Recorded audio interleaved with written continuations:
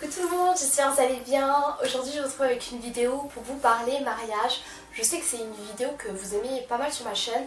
Je me suis dit je vais vous parler de ça sur ma chaîne vu que ça fait un an que je n'avais pas abordé ce sujet-là. J'ai remarqué qu'on était beaucoup à divorcer. Et je me suis dit, il y a un souci dans nos générations. J'ai regardé sur internet, en fait on est un tiers des personnes, enfin un tiers, c'est-à-dire 33% de la population mariée divorce. Ça veut dire en gros c'est grave quoi, donc il y a un gros problème dans nos générations. Donner mon avis dessus, donner des conseils pour garder son couple et pour faire en sorte de rester liés comme au premier jour. Franchement c'est pas pour me vanter, je fais pas cette vidéo là pour me vanter, pour dire que voilà je suis parfaite dans mon couple, etc. Pas du tout. C'est juste une vidéo pour que je puisse regarder également cette vidéo quand j'en aurai besoin et me dire qu'il faut que j'applique les conseils que j'ai donnés sur internet. Si j'ai donné ce genre de conseils sur internet, c'est qu'il faut que moi-même je les applique, hein, n'est-ce pas? Cette vidéo sera également pour les personnes qui vont se marier ou qui sont déjà mariées, que ce soit un homme ou une femme, une personne musulmane ou non musulmane, c'est pour tout le monde. Vous pouvez appliquer ces conseils que je vais vous donner aujourd'hui. Le premier conseil que je donnerai en fait c'est de placer sa confiance en Dieu. C'est-à-dire en fait il faut l'invoquer, il faut invoquer Dieu quoi qu'il arrive, que ce soit bon ou mauvais. Par exemple si vous vous sentez bien dans votre couple, pourquoi pas l'invoquer et dire que vous aimez, sentez bien avec la personne que vous aimez et vous aimeriez que ça reste comme ça à vie. Pour dire que vous aimez pas ci et ça et que vous aimeriez que ça change. Et franchement je pense que ça va vous libérer de faire ça. Le deuxième conseil que je donnerais c'est de communiquer. Donc la communication est importante dans un couple parce que si vous ne parlez pas, et bien il n'y a rien en fait entre vous. Donc parlez-vous de tout, du temps, de je ne sais pas, du temps, de ce que vous avez fait dans la journée, vos projets à venir. Vraiment parlez-vous de tout et de rien, des anecdotes quand vous étiez petite, racontez tout et n'importe quoi. Franchement c'est délirant et ça permet d'être positif et tout dans votre couple. Et évitez également de parler de sujets délicats, que des sujets délicats, parce que souvent quand en fait on est marié, on parle que des sujets délicats. Faut parler de tout et de n'importe quoi et aborder les sujets délicats d'une façon simple et pas que des sujets délicats. Il faut parler d'abord d'un truc super et après un sujet un petit peu délicat et après revenir sur un truc super vrai. Mais je pense que c'est pour tout, une personne quand vous l'aimez, il faut que vous lui parlez d'une façon simple mais en même temps il faut mâcher ses mots on va dire. Faites des activités ensemble. Il faut prévoir de faire des choses ensemble, des activités par exemple l'acrobranche, de la patinoire, enfin aller au cinéma, restaurant. Essayez de prévoir des choses ensemble parce que déjà ça fait des souvenirs, ça fait d'autres sujets de conversation et puis voilà c'est super. Et dites-vous également que souvent les divorces c'est parce qu'il n'y a que des choses négatives. Donc c'est l'accumulation de choses négatives un divorce.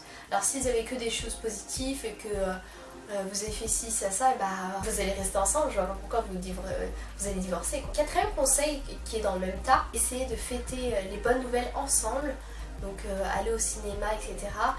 Essayez de faire des choses ensemble, mais pour rien, même si c'est un petit truc, même si c'est, je sais pas, vous avez votre bac, vous avez votre licence, ou bien vous avez une promotion et partez au restaurant.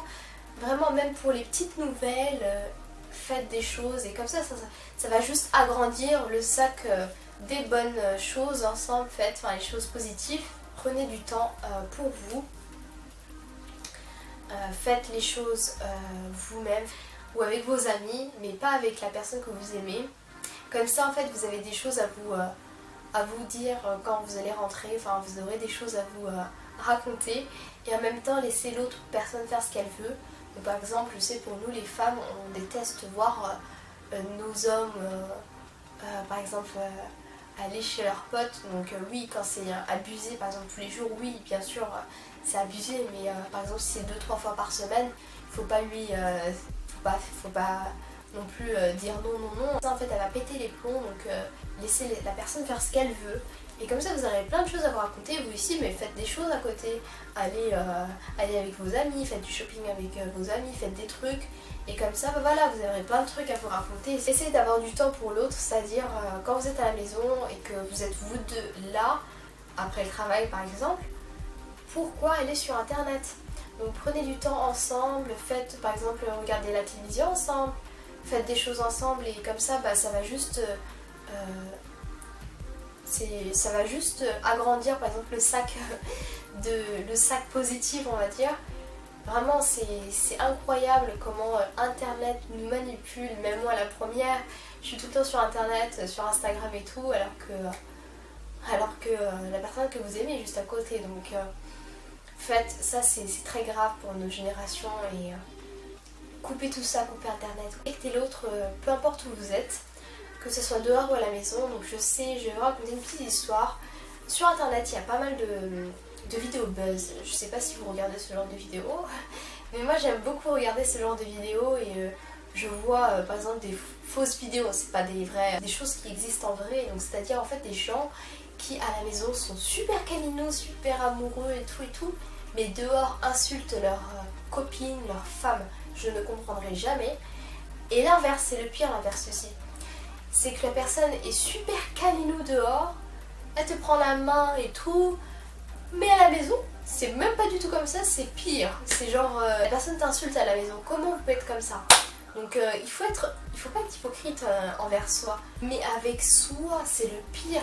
Donc respectez la personne comme vous aimeriez qu'on vous respecte. Travailler sur soi-même, c'est la chose la plus difficile, mais si vous savez ce que vous faites de mal dans votre couple, bah c'est déjà un bon point.